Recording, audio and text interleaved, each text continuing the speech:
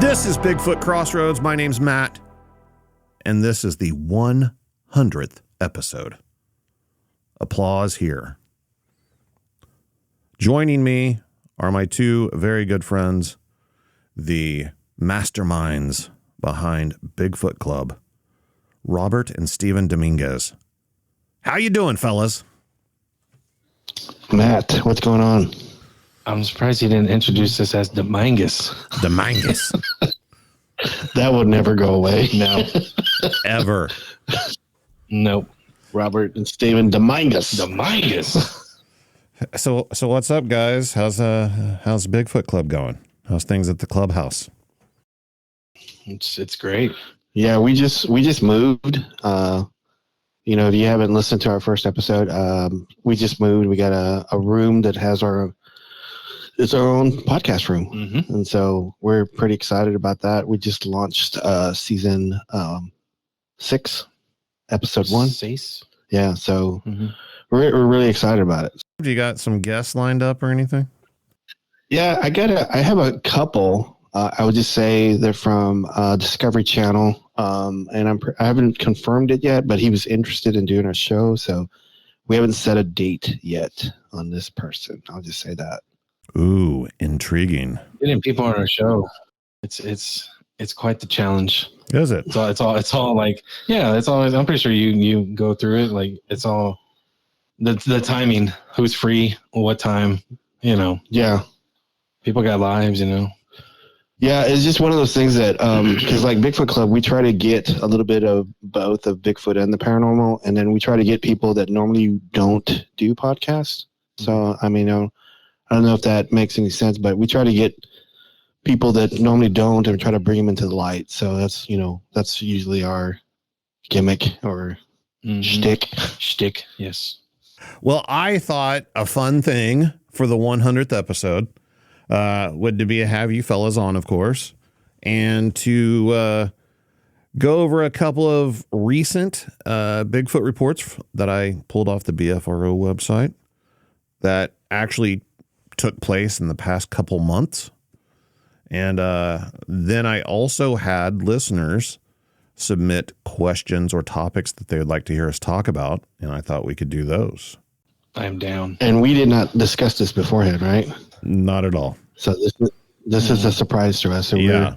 We're in the dark on this. So just like I like going into my interviews pretty blind, with the stories from the witnesses, I wanted to do the same with you guys and just, let you guys wing it off the cuff. Awesome. I like it. Mm-hmm. This first report comes from Maine and reads as follows. A big storm blew in around 7 a.m. and didn't move off until about 12:30 a.m. It knocked out power to our home sometime around 7 p.m. We have a chicken coop about 40 feet from our house. It is 2 feet off the ground, and it is 12 foot by 20 foot with an entrance door that used to be the front door to our home. It was about 8:30 p.m. Sunset is around 3:30 this time of year. This took place in December, by the way, just this past December. I was shining my flashlight out an upstairs window when I saw a dark silhouette standing in front of my coop. The top of its head was in line with the top of the coop door. It was very muscular, broad shoulders, long upper legs with proportionally shorter lower legs. It was too narrow at the hips to be a bear. We had a black bear in her cubs den near our house a few years ago. This was nothing like her shape. I moved the flashlight to try to get a better look, and it disappeared from view. The chicken coop is covered in white siding. There is no mistake that this was bipedal. It was facing me when I first shined the light on it. It turned to run off just before I moved the flashlight. Given that an average door is about 7 feet high and the coop is 2 feet off the ground, that would put it around 9 feet tall. What had me looking outside was a sound that I heard on the wind that alarmed me to my core. I had spent the day listening to the wind howl and moan, but this was different. It was guttural and within the sounds of the wind, but not in sync. It caused a physical reaction. My heart started racing and my stomach went into knots. I was tending to 2 of my grandkids that were playing with flashlights, mostly shadow puppets. I jumped to my feet and told them to hand me a flashlight and turn the other one off. To shine the flashlight outside through the window, I must put it against the window or it just reflects back. To see out the window, all other lights must be turned off. One of our dogs was also barking furiously. Before I could tell my daughters what I saw, they tell me what they were experiencing downstairs with the 2 younger children and the dogs. Because the power was out, my youngest daughter was charging her phone in her car. She said she went out to get her phone off the charger and felt that somebody was watching her. The feeling was so intense that she stayed in her car for a few minutes to look around and see if she could see anyone.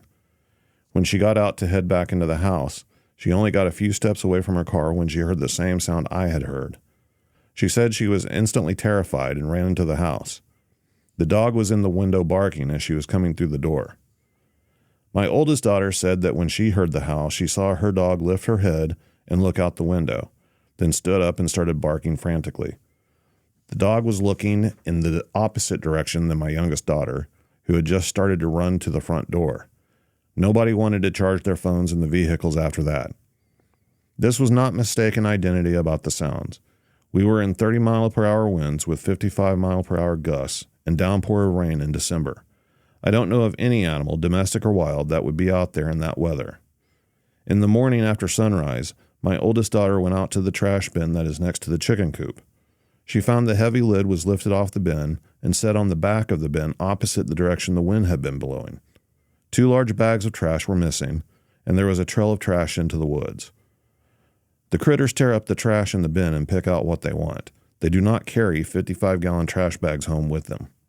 So what do you guys think? Man, there is a lot of details in this. Yeah. Whoever this is really good on it. The first thing that kind of hit me was is that her emotional and how she was, terrified, and her daughter, the kids, the dog's reaction. As soon as you were reading it, I was thinking infrasound, Yep. EMF. So, Stephen, what do you think? Yeah, no, I caught that because she didn't see anything, right? That's the thing. She didn't see anything. She saw a silhouette. No. When she was going to the car. Yeah, the daughter didn't see anything. But she instantly felt like she was being watched, which is that's a terrible feeling. Mm-hmm. And all in all, like it's no. And yeah, no. So that's infrasound all the way. Now, is it because it was hungry? Because it was going to the chicken coop, right? Mm-hmm. Or was it just? I guess it was just curious, right? It didn't sound. Could be delicious. Alpha. Yeah, it could be alpha male just looking for food for its group, and want to showcase its dominance. And the power outage, I don't know. That's because I know a lot of times. I know whenever I've done Bigfoot research, Matt, like in time when we would do it in the field and it was raining. And you cannot hear nothing walking up like right next to you at all. Whenever it's like storming, it's windy, you can't hear nothing. So I know it's always been my theory that Bigfoots tend to move actively during a storm. Yeah. I mean, I can't prove it. It's just conjecture, but it's just like, it seems like whenever I was in the field, I couldn't hear nothing. Like a person standing next to me, you can't hear them walking up to you. Now, here's the thing though. This Bigfoot, have they always known, or did it click whenever he approached the property? As the power went out. Is that curious? That's a good thing because he's like, wait, why is the power out? Like I always see lights, and now it's off. Yeah, why is it off? Like he's probably curious too. Like she's going to her car to charge something, or just going to her car. What I'm really curious about this is how far is it from electrical right away? It doesn't say it. If we look it up on the map, I bet we can find electrical right. I bet there's electrical right away not too far from this house. Mm-hmm. And if the power goes off, how our theory is that Bigfoots are attracted to electrical right aways. Yeah. When it's off, they're like, hey, what's up? What's going on? Yeah. Let me explore. Let me go look over here. And then, hey, there's chicken. There's Popeyes and KFC. Sorry, Matt. So that makes me wonder. Like, was there like a sudden realization? Like, hey, what? The power's out, or that is out. They don't even know if they call it power or they think power, but they know light. It's out. Why is it out? And they probably feel that they're drawn to it, and then they don't feel it anymore. Like, what the heck? What's going on? Yeah, she said she put her flashlight on the window and it bounced back. That tells me that she's got double pane windows, probably. Mm-hmm. and so they're probably used to like storms in that area. So, and then like I was telling you before, the animals and the daughter, you know, going downstairs, they're probably not in sync, you know, with the mom and the daughter, but they were almost feeling the same kind of thing at the same time. So that's it's interesting. That is interesting.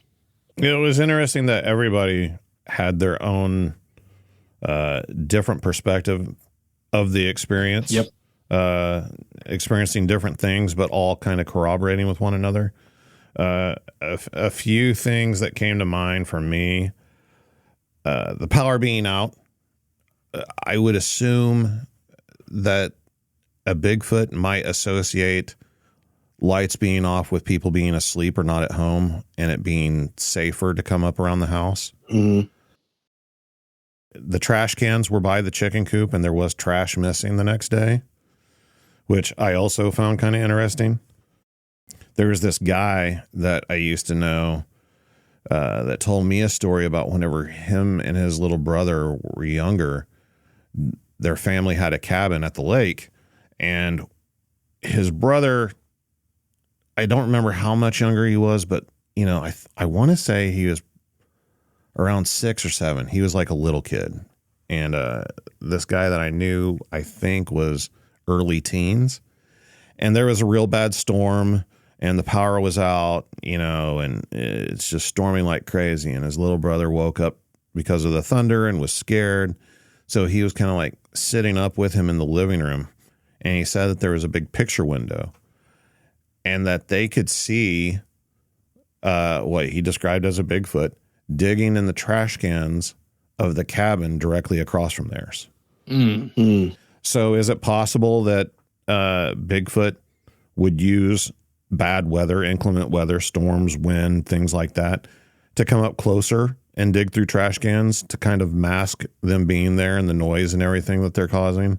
And then maybe the daughter that was out in the car charging her phone might have caught it off guard, and that's why it let out the vocalization to let the others know, like, hey, they're here. It's not safe, and just kind of grabbed the bags and ran. I mean, it's all conjecture, but that's all we can really go with, you know?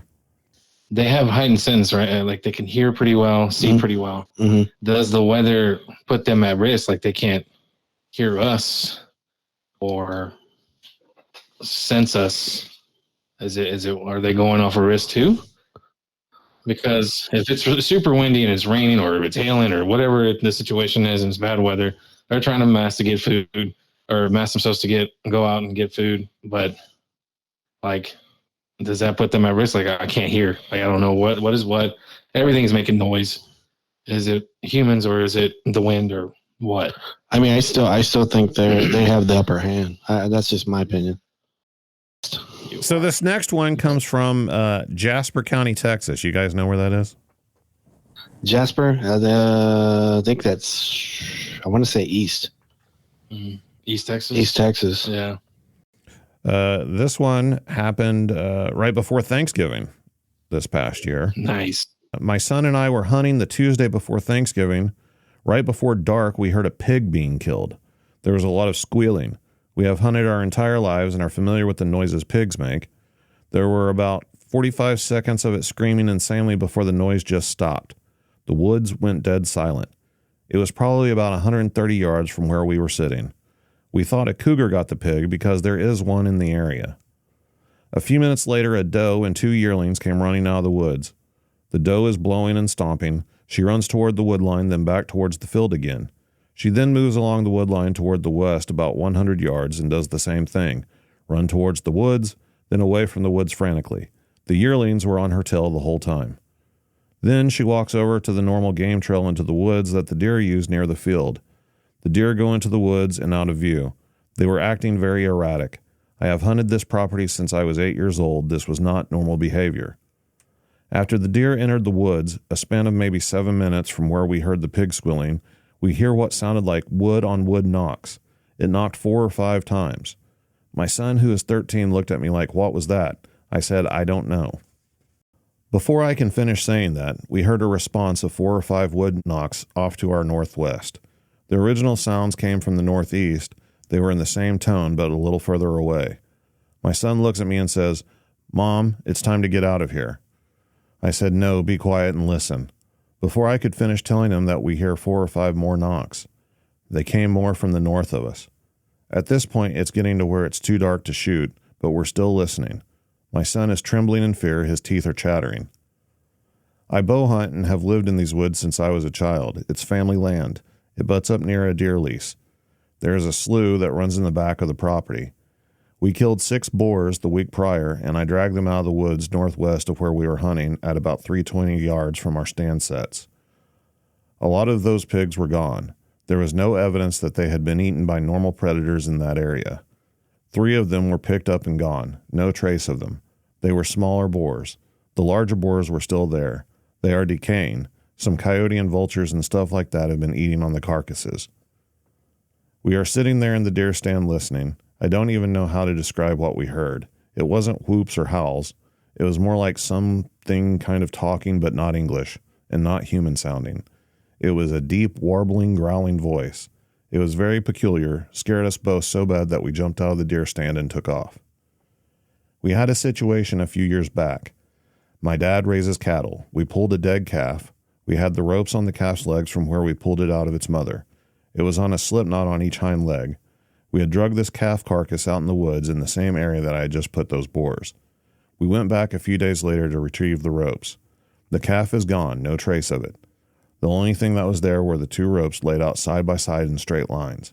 My dad could not give the explanation as to what could lay those ropes out side by side, perfectly in line and unknotted. I was a loan officer at the credit union a few years back. I was discussing with a friend some strange instances I had in this particular hunting club. He laughed at me, told me I was crazy, but then called me 3 days ago, telling me that he didn't think I was crazy. Him and his friends were hunting in the same area that my stand was in the deer lease.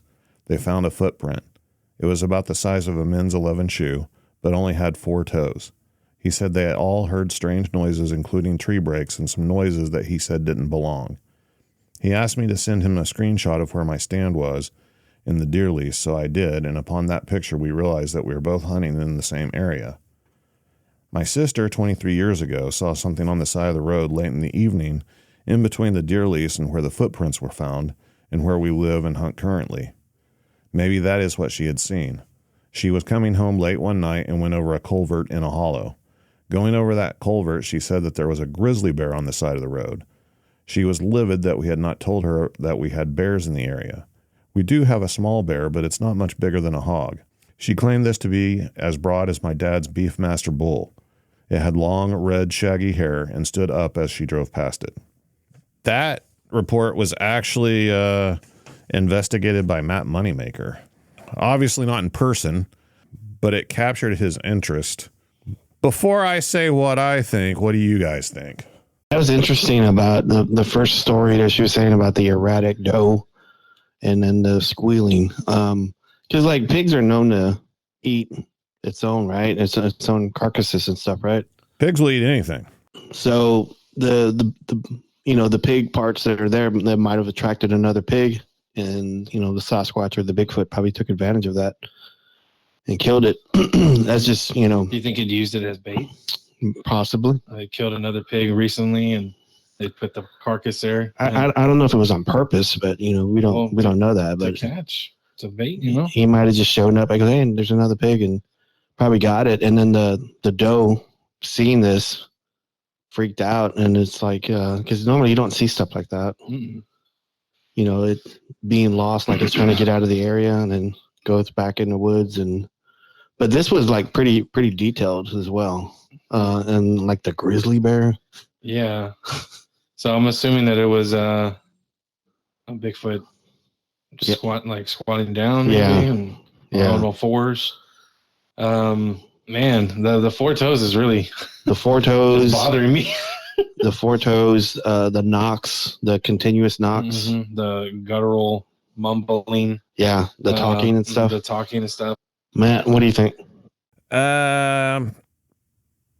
Well, I'm gonna have to take it the opposite route. I don't think they experienced Bigfoot. Really? I mean, to me, there wasn't anything that says Bigfoot in that report, which is why I found it interesting that Matt Moneymaker investigated it. I mean, a lot of it's just going to be opinion, but hearing the hog being killed and there being a known cougar in the area. Yep. I mean, that definitely could be the culprit. The pig getting killed, especially by a predator in the area, would scare the mother doe and the yearlings for her to take off like that, trying to figure out which direction to go to get away from the predator. The other pigs disappearing, they said that the 3 smaller ones were missing and the 3 larger ones were not. But the larger ones had been eaten on by coyotes and vultures and other scavengers in the area.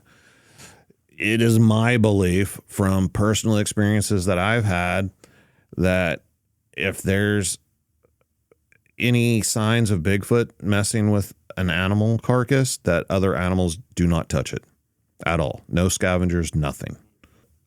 So I find that kind of interesting that if a Bigfoot came, it wouldn't take the larger ones. It took the smaller ones. If it messed with the larger ones, the scavenger still ate on them. I don't know. I think there's still a chance that scavengers like coyotes drug the smaller ones off because they were smaller and they could manage to drag them off, but couldn't drag off the bigger ones, so they ate them where they were at. How about the non-English garble that she was hearing? So I left a little bit out. The part that I left out was that this person, this woman, was a fan of finding Bigfoot and was already a Bigfoot believer before any of this was submitted. Projection. Got it. Now, does that mean that they didn't experience a Bigfoot or didn't hear a Bigfoot or that there's not Bigfoot in the air? The 4-toed track is still interesting, assuming that they're telling the truth. But the 4-toed track also came from somebody else. It didn't come from them. The 4-toed track was also, she said, size 11 men's shoe. So, I mean, a track is just what the impression that gets left in the ground. That doesn't necessarily mean it only had 4 toes. Maybe the pinky toe didn't register or some other toe. Maybe it wasn't the big toe. Who knows? This guy told her that she was crazy at first and then came back and said, no, I don't think you're crazy. And here's this photo. Was he just messing with her? Did he, just entertainment? Yeah, that's true. Or maybe she's using it to reconfirm her story. Yeah. Yep. That's another thing too. Yeah. But I did want to say Jasper it's south of the Angelina National Forest, the Sabine National Forest, and it is northeast of the Big Thicket National Preserve, and it's right on the border, which is Monster Central. And not too many people say Monster Central anymore, do they, Matt? No, they don't. I think you'd have to find some old timers. Monster Central. So it's right smack in the middle of Bigfoot stuff. Not to say that there's not Bigfoot stuff there, but maybe this story, like you were saying. Well, that's the thing. Whenever you're researching the subject and trying to actually investigate sightings, which I don't think many people do anymore, but that's kind of how you have to approach it. You have to look at everything from both angles. You can't just go in saying, yes, this was a Bigfoot, or no, it wasn't. You have to put all the cards on the table and then follow the evidence and see where it leads you. I mean, I haven't had an opportunity to sit down and talk to this lady, and interview her firsthand or anything. This is just what I pulled off the BFRO site, what they allowed to be published. It was investigated by Matt Moneymaker. I didn't read any of his notes. I just wanted to take the report, and take it at face value. All right. So let's get to those questions. First, I want to say thank you to all the listeners and people that support the show. Anybody who's bought merchandise or shared an episode, which is absolutely free to do and much appreciated. Thank you guys sincerely. Thank you everyone that submitted questions. I really do appreciate it. It means the world to me and just blows my mind that people actually take the time to listen to me talk about Bigfoot with other people. I want to say hello to Evan Scully of Melbourne, Australia, mate. That was a horrible accent. I apologize for that. I apologize to the entire continent of Australia. But it's cool that I have a listener in Australia. So I wanted to say what's up to Evan. First question. I'm reading this question from Chelsea. Good friend of mine, has helped out with artwork in the show. And she submitted a question. Of course, I knew she would. Do you think certain groups of Bigfoot, like the ones that live in Alaska/Canada, have an undercoat of an insulating hair? And if so, do they shed their summer-winter coat? Wow. That is a good question. Yeah. Now, I was just going to say, I haven't heard any stories of people walking in the woods where seeing like big mounds of hair or coats just shedded anywhere. That would be an interesting find, though. It would be. I mean, I know Chelsea is a dog expert. She owns a German Shepherd, and I'm sure that she finds hair all over the place. Mm-hmm.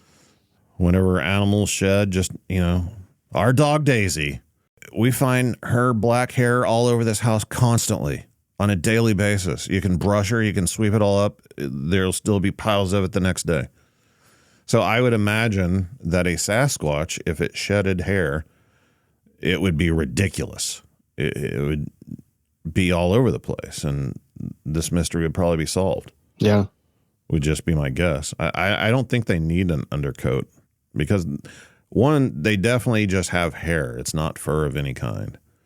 I think their skin and just their physiology itself has adapted them to survive in those type climates without having to have an undercoat.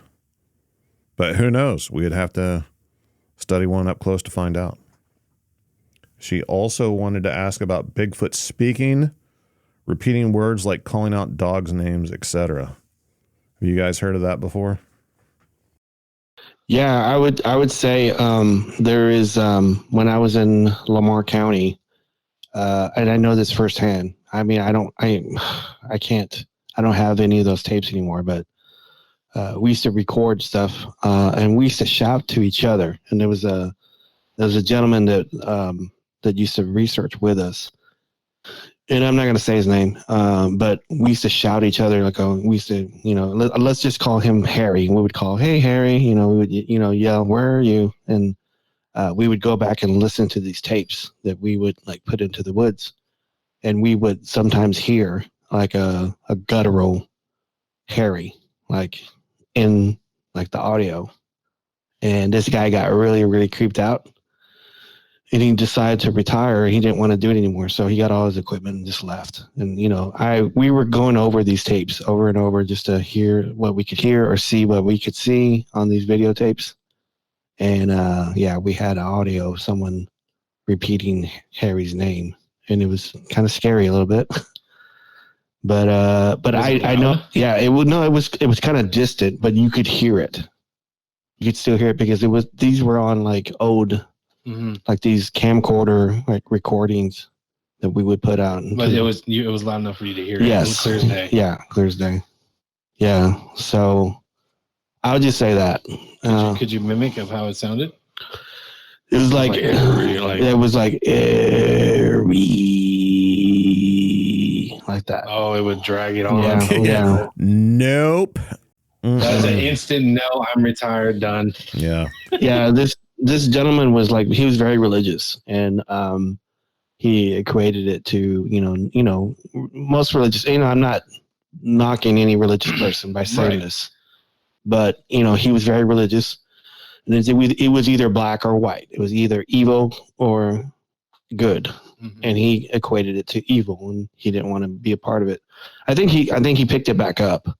Right. He moved further south, and now he picked it back up. But at that time, between that time period, I think it was like 03 and 07, 2003, 2007. We experienced this, and he was not a happy camper, and he just grabbed his gear and left. Was there any other? Can I ask this? Was there any other tapes where it was mocking or saying any other names or any other words? I don't believe so. I don't believe so.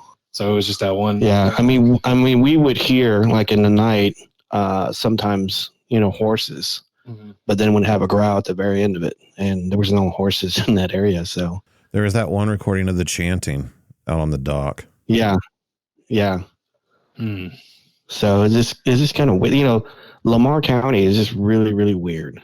I wouldn't say it's weirder than Brown Springs, but it's pretty up there. So interesting enough, I also heard a recording and was actually there for the event. I didn't hear the event at the time. We had set out a recording at Lori's house in Texas whenever she lived out by the name of that lake that I can't remember, outside of Zavala. Yeah. And she had a little dog at the time named Cookie that she would let out, to go potty. And she would call Cookie and, call it back into the house or whatever. Well, we had set up this recorder in her window on the back of her house.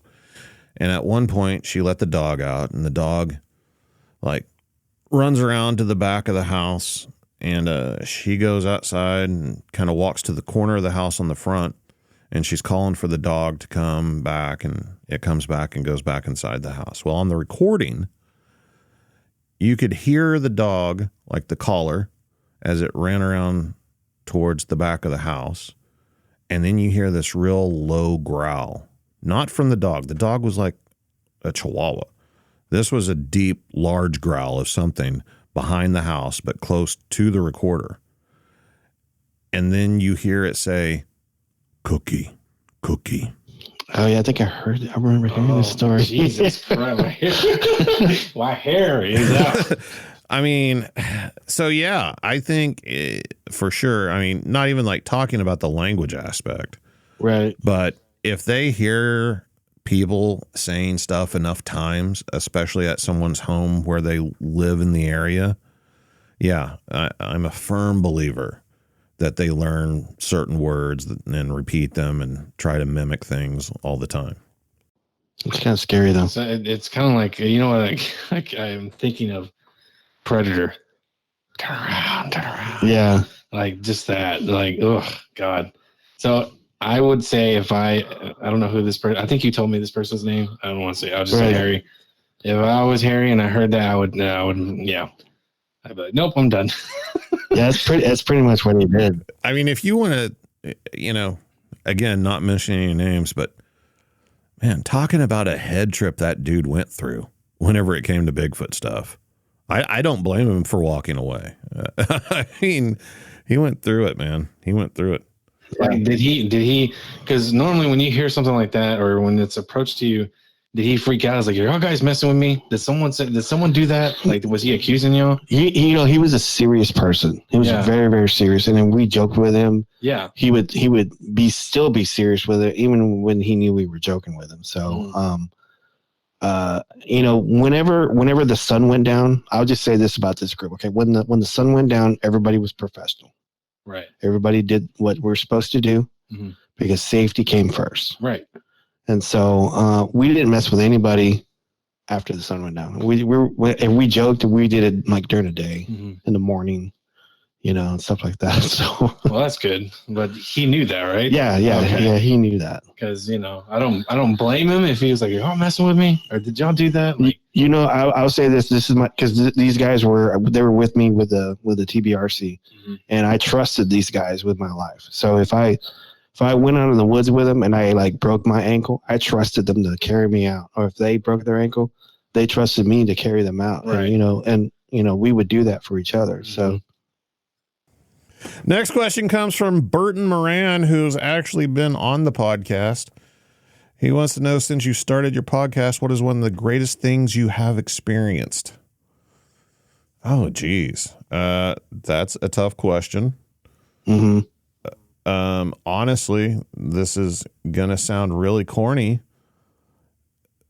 but it's just whenever I get contacted by someone who tells me their story and tells me how the podcast has helped them. Yeah. or tells me they want to come on because they want to help other people the way that they've been helped by listening to the podcast. Yeah, that's actually great. I love Great that answer. about that. Yep. What about you guys? Well, we're gonna strictly just talk about your show. So this okay. Because your show, I mean, you have a great collection of people that come on your show. Not only do they have Bigfoot experiences, but they have Dogman, they have paranormal, unexplained stuff, and bugs, giant moths. Yeah, unexplained huge bugs, and yeah, that's just it's awesome.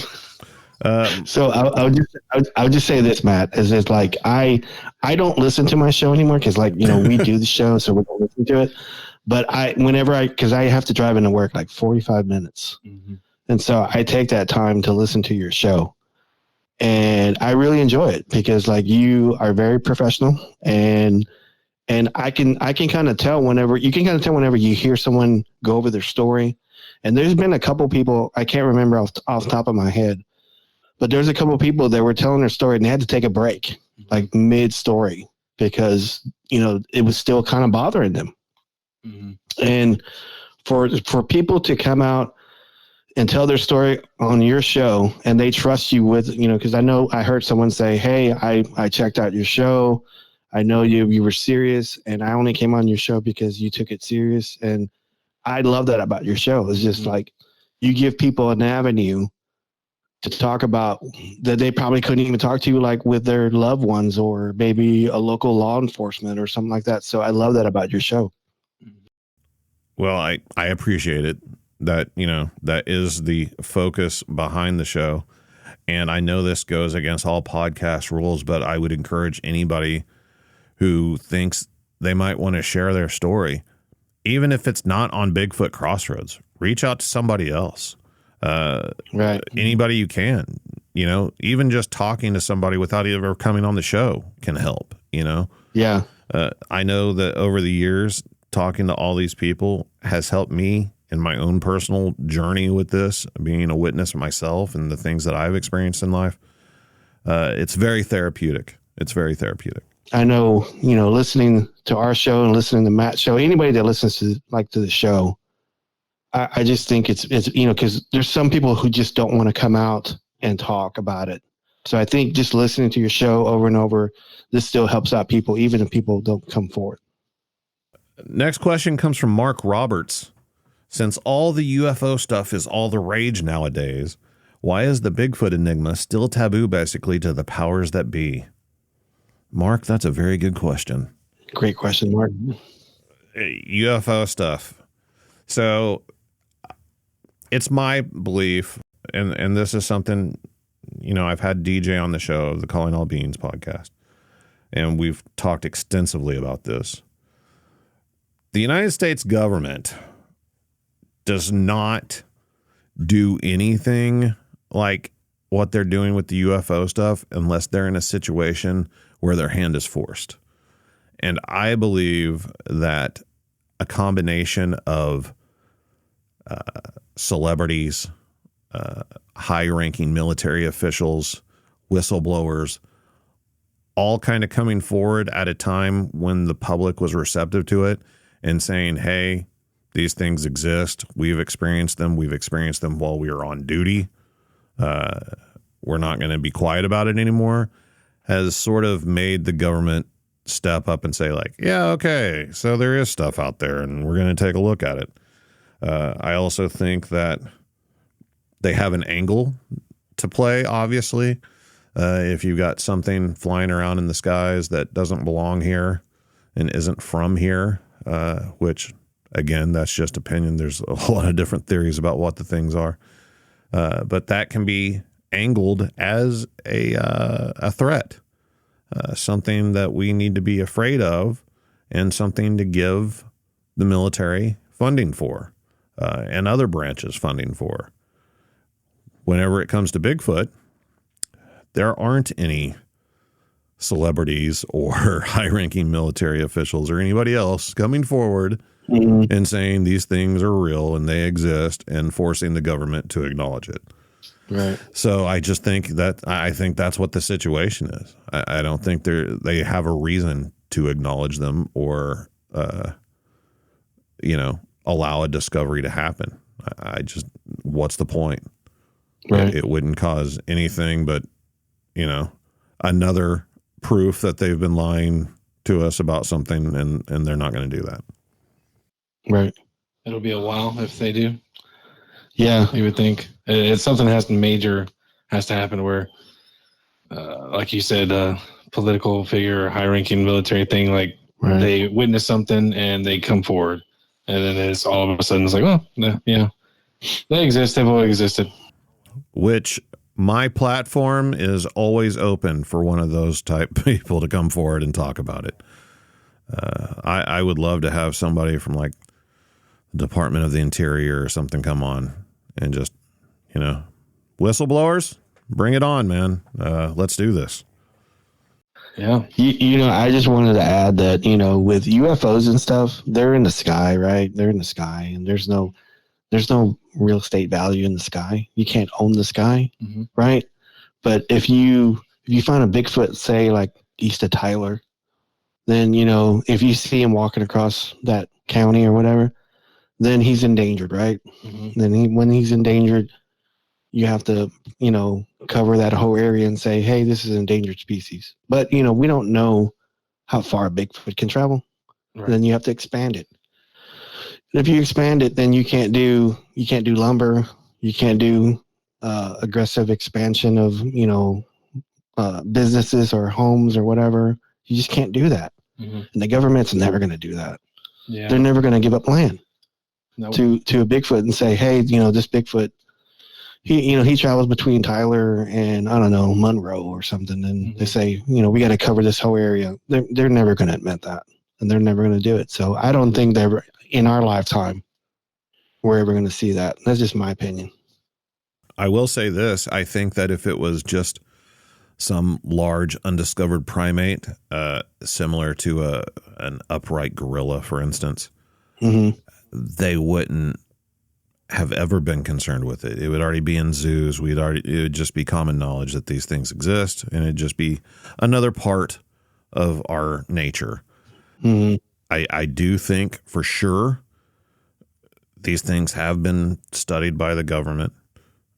You have to keep in mind this is a global phenomenon, folks. It's not just in North America. It's all over the world. So whenever I say the government has studied these things, it could be China, it could be Russia, it could be anywhere on the planet. There's no doubt that somebody has captured these things and studied them and figured them out to a certain extent, as much as they were capable of doing. And my biggest thing is the reason that they keep the cover-up going, the reason that they don't acknowledge these things exist is because they know what they are.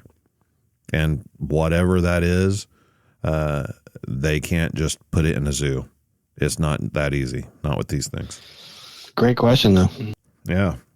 Jevin Moore, a longtime follower of the show. What's up, Jevin? Jevin says, talk about the scary stuff you had happen out in the woods. Okay. That's kind of a broad subject. It is. Not all of it was Bigfoot related for sure. I'd probably say the scarier things weren't Bigfoot related. Man, that time that we were down there at that area in Lamar County by the bridge. Yeah. Yeah, that was probably it for me. That was a combination of weird paranormal stuff, Bigfoot, and people acting crazy. That was really, I want to say, I've been in the woods tons of times, Matt, and that night was super freaking dark. Yeah. I mean, if you were standing right next to me, I had to hold on to your shoulder or something. Dude, there was a time when, so like, I think it was either right before or right after we went to the bridge place. There was a road that we turned off and we like drove by an old cemetery. Yeah. And then we like pulled off on another road and we just parked on that road. And there was a bridge on that road too. And, dude, that was the darkest I've ever experienced. Yeah. I remember like the only people that I really knew there were you and Chad. And I was just trying to keep track of where you guys were with your voices. I mean, it was that dark, dude. I couldn't see anything, and nobody had any lights, nothing. No, I think I want to say Luke was there too. Yeah, he was there, but I didn't really know him that well at that point. Well, I felt safe, so yeah, I'm sure you did. I remember just like kind of being in a low key panic and like trying to find you and Chad in the dark and just like act cool in front of everybody, you know, because like it's all just a bunch of macho men out in the dark woods. But yeah, dude, I was terrified. There was a guy there. I can't think of the guy's name, but he had his own like night vision stuff, right? He created his own night vision stuff. Yeah. I can't think of his name for the life of me. It is one of those names. It's like a country name, you know. I can't think of it, but he wasn't around us. Like I go, where's the dude? I go, where's the dude with the night vision? Bring the guy over here with us so we can see where we're stuff's He's at. probably laughing at y'all and looking at y'all through night vision. Yeah, he probably like, look at this guy. Look at this guy right here. You know, I'm not even from Texas, and the majority of people there are, and we're just kind of like in this caravan being led around in the backcountry of, you know, Texas. And all I know is like we drove by a cemetery and then like pulled off on this road and just parked and got out, and it was completely pitch black dark. I mean, there's no houses, no nothing. There's no light anywhere. I couldn't see anything. And all I knew was about 50 yards through the woods is a cemetery. I'm like, I don't want to be here. And that wasn't even the scary place. That was just nothing even happened there. Like nothing. Yeah. It was just completely dark. Yeah. Oh man, I know so many people are just talking crap now. You know, like, listen. That's okay. The dark is scary, okay? And whenever you're hunting Bigfoot in Texas, it's even scarier. Yeah. He has the upper hand when it's dark. So, I mean... Not only that, other animals. Yeah. Other animals out there, they have the upper hand. So, yeah, no, I get it. I didn't even have a light on me. Like, I didn't have either. anything. I didn't either. I didn't, to be honest, I didn't think we were going to go to the woods. I thought we were just going to meet up and talk and, you know. That's why you got to have a travel kit ready. Yeah, I learned really quick, you know, just to throw stuff in my trunk. Batteries, spotlight. What is it charged? Oh, no. No, I charged it. Wait, did I? I used to do that to Steven all the time. No. How old were you whenever I took you in the woods like that? Teenager, probably like 13 through 16. And I was just like, man, why the fuck am I getting scared of the dark? No, like it's just a normal feeling. He used to ask me, Matt. He goes, "Hey, did you bring any flashlights?" I go, "Yeah, I got a spotlight like in the trunk." You go, "Okay, cool." I said, "But hold on, did I charge it?" He goes, "Come on, man." I go, "Yeah, no, I definitely charged it." But wait, no, I went out to the outing. I don't think I charged it after that. That's okay. I have spare batteries. Wait, did I bring them? He would do that. I'd be like, and it was just a roller coaster of relieved, scared, relieved, scared, relieved, terrified. And I was like, God dang it, Robert. But what I should have told you is that Luke was there, and so everything was going to be. Luke was there. Yes, he was there, and he helped me out through that feeling. But you were right about one thing on there. You were all like, we're probably not going to get anything. We're not going to get probably any activity, which we did. Yeah. And you did say you're not going to see your hand. That was the first step or lesson I did, or you know, I tried that. As soon as we got out, you turn off the light. All the light, the cars turn off. And I looked at. I know my hand was in front of my face. I was touching it. And I couldn't see it. Yeah. I go, fuck, he was right. And you were all like, you were talking here and then talking there, and like you were moving. I go, oh crap, where's he going? Now I gotta find my footing and not trip. I don't even know where we're at. Yeah, we were in the woods with some paranormal group, Matt, and then we had brought Luke and then Tim Clay. Billy Simmons Jr. was with us, and we did a couple of tree knocks, and we got some responses within 10 minutes. And they were kind of distant, and then they eventually were getting closer, like within 10 minutes they were like getting closer and closer. And then we had like some eye shine over to our left at some creek, and we were on a cemetery. Yeah. Oh yeah, I forgot to mention that, Matt. We were on a cemetery. We were in the cemetery, so. Not 50 yards away. We were on top of us at cemetery. So it was pretty scary. And we were playing with a Ouija board. Oh my god. Oh Lord. Yeah, no. Yeah, that was a crazy night. Dead End Road, also a terrifying place. The last time I was there, I said I was never going back, and, and I didn't. So you're saying you want to go back? I'm just noticing that like all the instances that I'm thinking of are places where you had not just Bigfoot, but also paranormal stuff going on at the same time. Mm-hmm. But I mean, at the Dead End Road, and I'm sure this has happened to other places, and I'm just not thinking of it, but hearing like the howling and everything of something, I don't know what it was. I'm assuming it was Bigfoot. Mm. Like whenever you hear like a group of them start howling and screaming and like running through the woods towards you, and like you can hear them getting closer from where it originated and everything, that's just a terrifying feeling. That'll get the old ice water running through the veins of anybody. I don't care who you are. For sure. Mike Prine. Where do they live in caves, hollow earth, or nomadic? Structures are shelters for travel. These are all questions. Meanings of glyphs. Okay, so if we break that one down, do they live in caves, hollow earth? I don't think hollow earth is a thing, Mike. I don't think so either. Nomadic, I also don't think that they're nomadic. And I also don't think that they live in caves. I think those are misconceptions of a lot of people. Now, I do think that in certain areas where they have caves that they could live in, they will take advantage of that. Here in Oklahoma, we don't have a lot of large caves. Most of the caves that I've ever seen in my life were very difficult for a human to lay down and crawl in.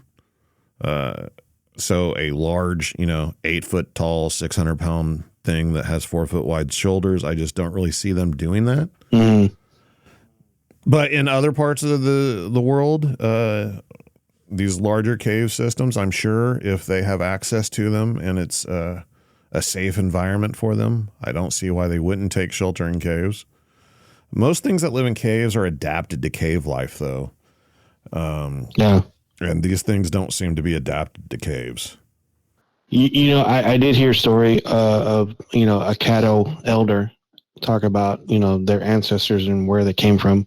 Because I know I asked a question about, what's the Caddo name for Bigfoot? And he didn't have one. And I thought that was kind of odd. And he was telling me the story of their elders and that they came from the underground.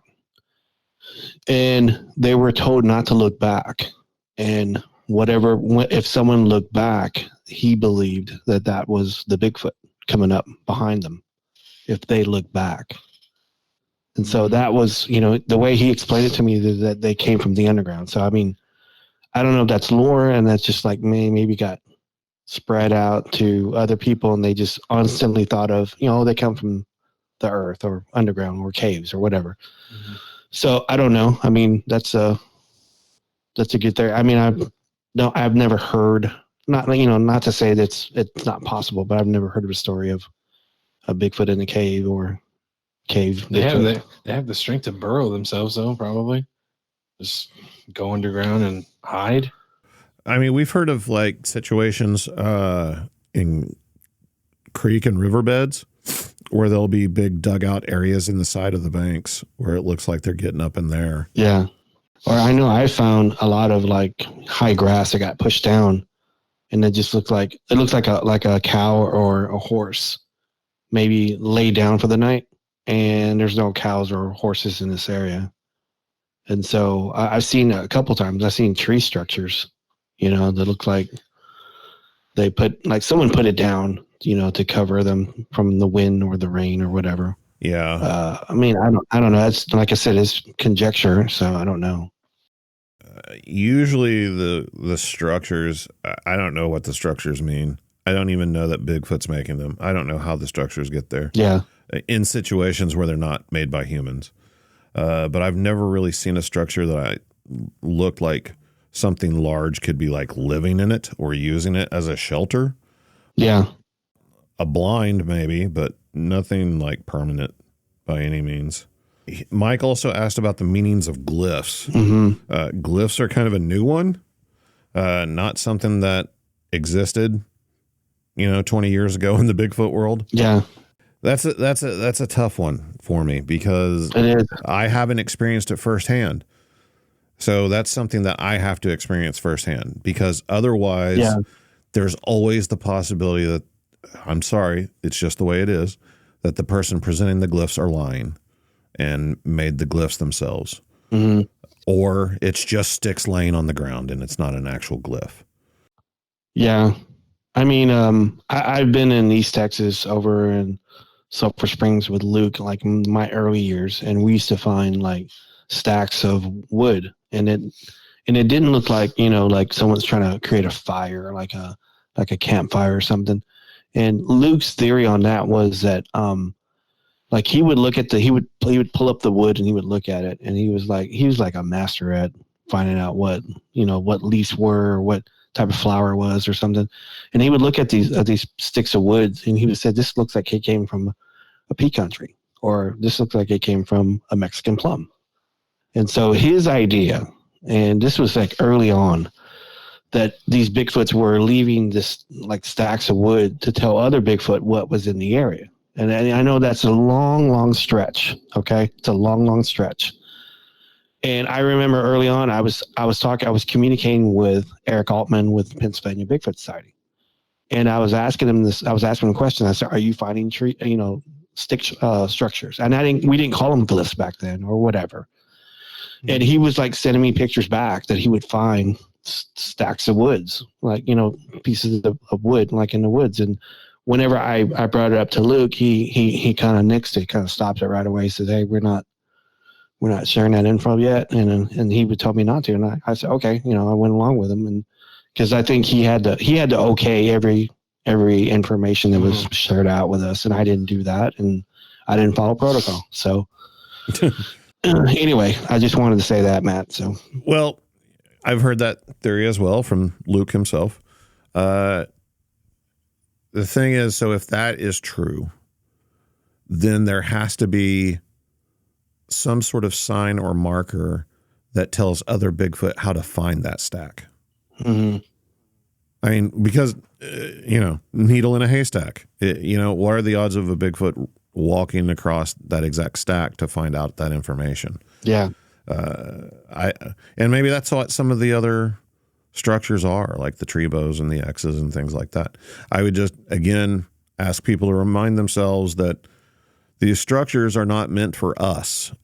If Bigfoot is making them, they're not leaving signs for humans to decode. They're talking to one another. Right. Absolutely. Mm-hmm. One interesting thing down there in Lamar County, there was reportedly some glyph type things being left, and it turned out to be Ogham, which was a secret language of druids that they would use to communicate with one another, to let each other know where their clandestine meetings were taking place while they were being persecuted.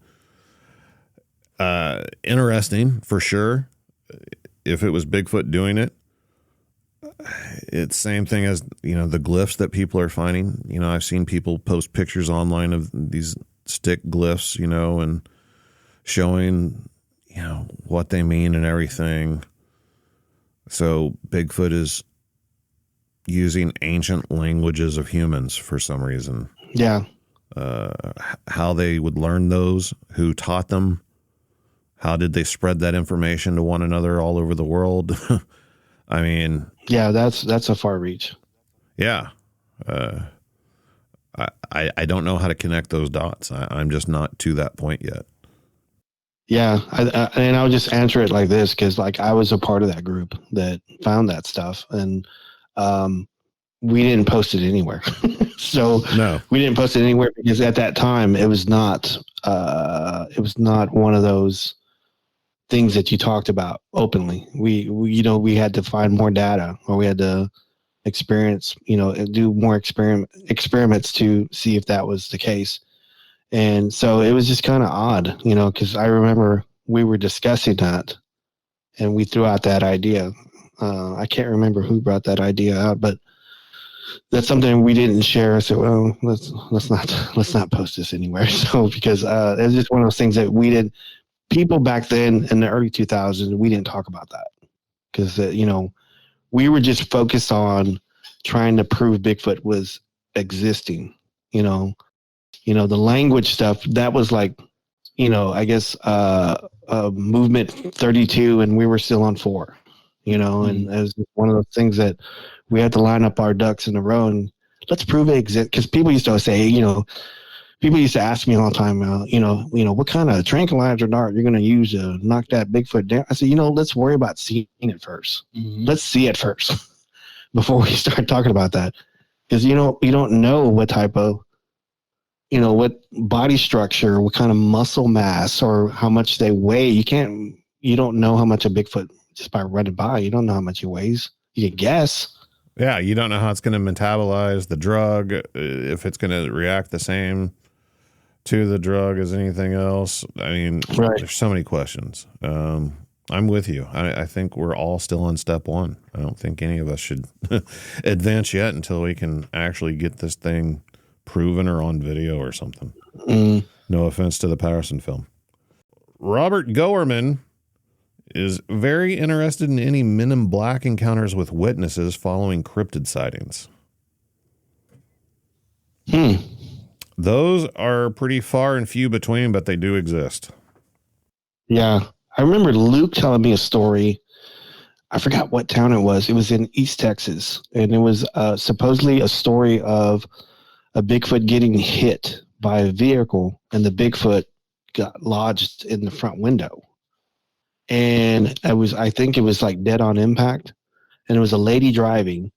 She called the local sheriff, and they called, within, I guess, minutes, a black van with people dressed in black just came and just took the body away. And I don't know what happened to the lady. I don't know if she got taken away too, but that was the story that he had shared with me on, I think it was a while back. But, jeez. Because I was asking a bunch of questions. He goes, I don't know, Bob. I heard it from someone. And so that's one of the stories I've heard, man. I don't know about you. Stephen James had a story where he was out with a group and they were approached by a bunch of officials in unmarked vehicles with heavy weaponry and held them all for questioning and then had them all leave, I guess. I don't remember the exact details of the story, but it was something that stood out because it was kind of surrounding some people that were charging for outings and stuff like that down in Texas, I believe, if I remember correctly. They were getting lots of attention at the time. And that seems to be the case a lot of times is whenever there's a lot of attention or, like you're saying, a Bigfoot ends up dead somewhere and it has to be removed. Brenda Harris came on the show and talked about an incident where she lives where they found a Bigfoot body, I guess, had been killed in an avalanche or something. And some government officials, some Men in Black type individuals showed up and had the body removed and carted off, threatening everybody. Then you have, I'm kind of reluctant to talk about this one, but Claudia Ackley was a researcher. She's no longer with us. She passed away this past year, as a matter of fact. Sorry to hear that. She had been a researcher for a while, and then not too many years ago, she got video of a Bigfoot, a daylight video. I personally believe it is a video of a Bigfoot. I have watched the video several times. She was with her daughter. I think they're out hiking or something and just saw this Bigfoot, and she took video with her phone. And after that, she actually filed a lawsuit against the state of California trying to get Bigfoot actually recognized officially. The lawsuit did not go in her favor. But part of her story was, and she told me this firsthand, that after she got the video and went public with it, a couple of Men in Black individuals showed up at her house And according to her, there's no way that her house, I guess, was somewhere where you didn't just stumble across it on accident, you know. She didn't answer the door. She saw them whenever they pulled up. I think, if I remember correctly, they banged on the door and like yelled her name, and she refused to go to the door. And so I thought that it was kind of interesting. She was very convinced that it was directly tied to her releasing the video. I don't know if it was because maybe she was, you know, if the lawsuit had already been filed at this point or anything. Like, I don't have that information. Right. That's scary. Yeah. And now she's no longer with us, which, as far as I'm aware of, was due to natural causes, and I'm not going to speculate. That was my next question. How long was the time from her releasing the video and her passing away? No, years. Okay. So it wasn't like anything direct, but that's good. That's good to know, because that's like, man, that's kind of scary. If someone bangs on your door and shouts your name, you know, and yeah, and like I said, it was a couple of Men in Black type individuals, like two guys wearing sunglasses and all that.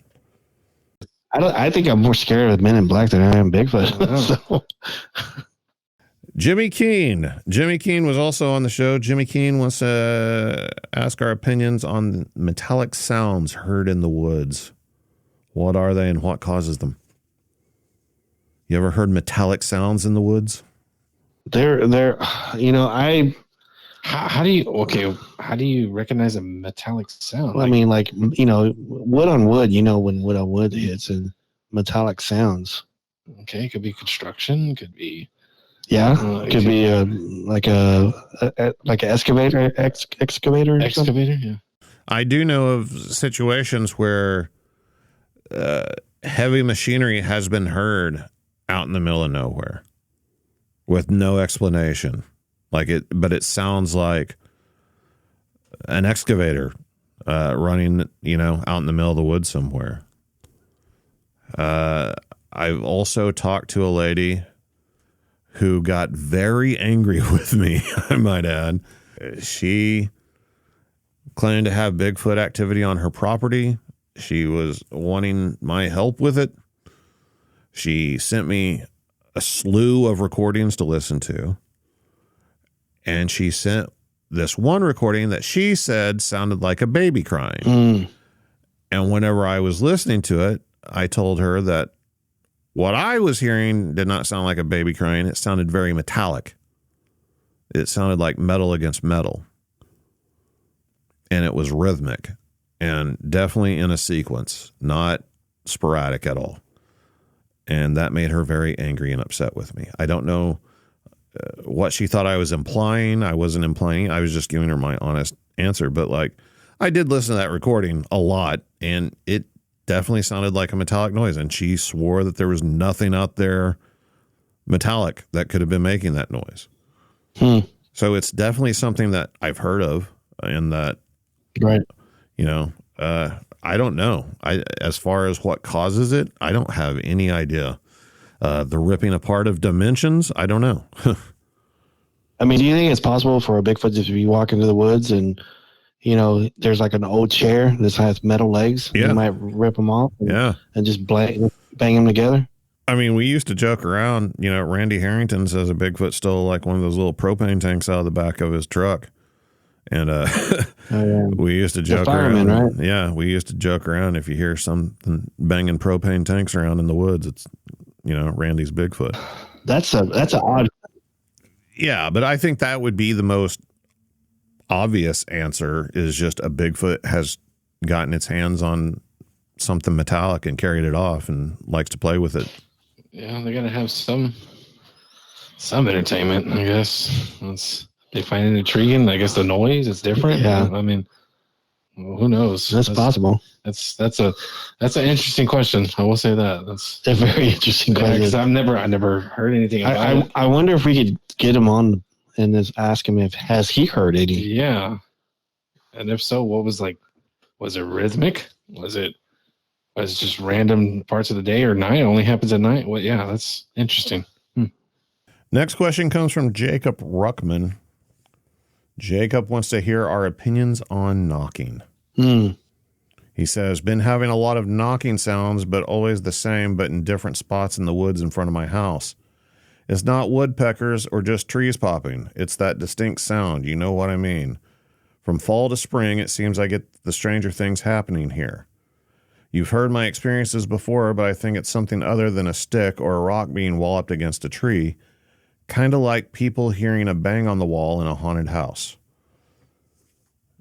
Jacob has also been on the show wanting to know about knocking. I thought it was interesting that he's talking about comparing it to paranormal activity in a haunted house. Right, because that sounds like almost like a hand or a fist hitting the wall. Mm-hmm. Yeah. I mean, I would ask if are they in threes? So, yeah. I mean, I've heard tons of tree knocks in the middle of nowhere. I've heard them at all hours of the night. I've been in cabins where, the back of the cabin gets slapped, once or twice. I've heard all that. I've heard, rocks being clicked together in the middle of the night. I mean, I don't know. I mean, we had always believed that, it's our theory that it's just, one Bigfoot group, telling another group, hey, we're leaving the area, or, hey, there's people there. Let's move. I mean, that's just the theory that we've had experience with. It could mean other things in other states. I don't know. Yeah, it wasn't something that we had happen a lot. It happened more in Texas than it did in Oklahoma. Mm-hmm. And in areas like southeastern Oklahoma where you have mountains, there's still trees there, but it seems like in areas like that, they use rocks more than wood knocking. Almost like they use whatever they can get their hands on the easiest. Yeah. Then you have, the idea that it's not wood at all, but it's like mouth popping or them slapping their chest like a gorilla. Yep. There's, lots of theories out there. I can also tell you that, believe it or not, owls make a popping noise by slapping their wings together. And it's really loud and sounds like a knock. But if you ever have experienced a true wood knock, there is no mistaking what that sound is. I mean, it sounds like a baseball bat. It doesn't sound like somebody taking a stick and hitting a tree. It doesn't sound like a pop. I mean, it's a crack that reverberates through the woods and echoes forever. Yeah, I mean, I've heard like limbs being snapped, and then I've heard tree knocks. Yeah. And they're two different sounds. Yeah. Do they do rock knocks? Have you? Yeah, when we were in Kiamichi, we're at Kenny's cabin. I've heard rock knocks all night, or like a big rock on it, because there's a bunch of boulders up there. Yeah. I've heard rocks like being pounded on boulders, like throughout the night, like at 3 a.m, when I went up to go use the restroom, and I would shout that I go, I hear you. Like I would shout really loud. I go, I hear you. And they would stop for for 4 or 5 seconds, and it would continue. Would you freak out if you said, I hear you, and then there was like a guttural, I hear you too? I would probably get scared. Yeah. Yeah, that's terrifying. Ugh.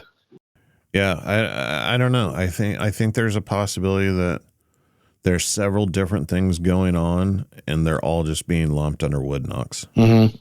I mean, because like not all the Bigfoots do the same thing. There are different reasons and whatever. And again, why are we necessarily attributing wood knocks to Bigfoot? Why does it have to be Bigfoot doing it? Right. This has been the 100th episode of Bigfoot Crossroads. Robert, Stephen, thank you for joining me. And if you've had an experience or an encounter with something you can explain, send me an email at bigfootcrossroads@gmail.com.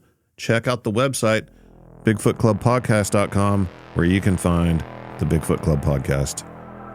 And until next time, remember, there's something in the woods.